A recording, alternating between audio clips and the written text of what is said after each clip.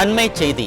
ராமநாதபுரம் அரசு மருத்துவமனையில் ஏற்பட்ட தீ விபத்தால் சிகிச்சை பெற முடியாமல் சாலை விபத்தில் சிக்கிய 3 பேர் பரிதாபமாக உயிரிழந்துள்ளனர்.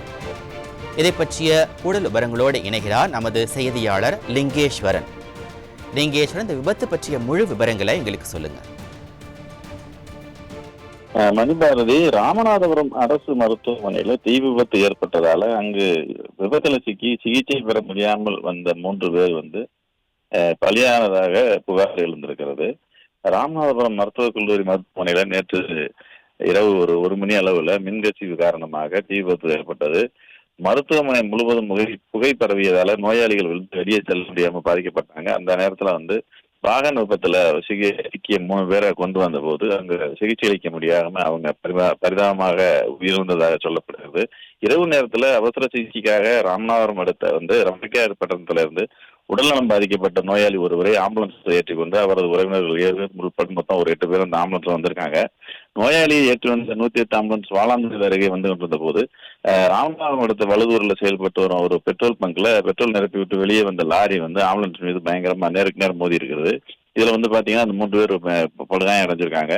இதனிடையே ராமநாதபுரம் அரசு மருத்துவக் கல்லூரி மருத்துவமனையில புதிய கட்டணத்துல மின்கசிவு ஏற்பட்டதால 2வது மாடியில தீ விபத்து ஏற்பட்டு உடனடியாக மின்சாரம் துண்டிக்கப்பட்டு நோயாளிகள் அனைவரும் பத்திரமாக முதல் தளத்துக்கு அழைத்து வரப்பட்டிருக்காங்க.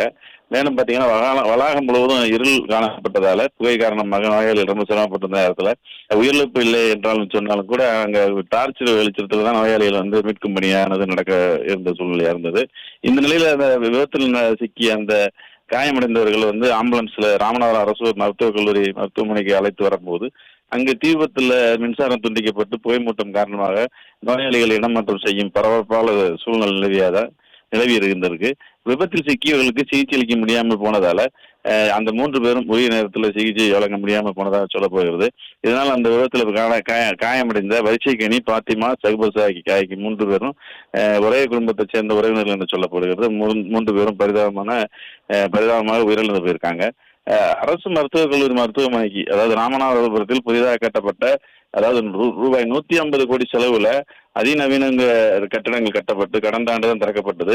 இங்கு சர்வதேச தரத்திற்கு நிகராக இன்றைய நவீன கட்டமைப்புகளும் மருத்துவ உபகரணங்களும் முதலுதவி மையங்களும் உள்ளது என சொல்லப்பட்டது. ஆனால் சிறிய மின்கசிவிற்கே தீ விபத்து ஏற்பட்டு நோயாளிகளை இடமாற்றம் செய்யும் நேரத்துல அங்கு விபத்தில் சிக்கி காயமடைந்து உயிருக்கு ஆபத்தான நிலையில் வந்த 3 பேருக்கு சிகிச்சை அளிக்க முடியாமல் போனதால அந்த 3 பேரும் பரிதாபமாக உயிரிழக்க வேண்டிய நிலை ஏற்பட்டதாக இப்ப அனைத்து தரப்பினரும் குற்றச்சாட்டு வச்சிருக்காங்க. மணிபாரதி,